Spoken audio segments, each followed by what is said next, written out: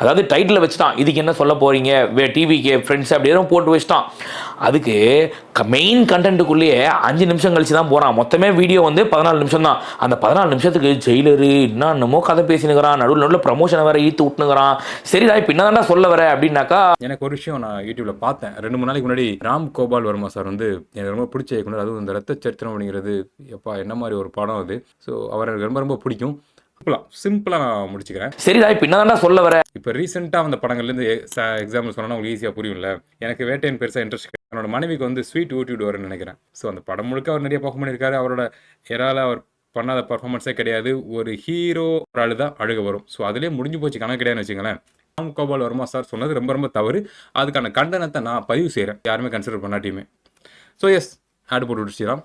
எல்லாருமே ஓடிட்டு இருக்க அந்த நவீனமான உலகத்தில் ஜங்க் ஃபுட் மெயின் கண்டென்ட்டுக்குள்ளேயே 5 நிமிஷம் கழிச்சு தான் போகிறான். மொத்தமே வீடியோ வந்து 14 நிமிஷம் தான்.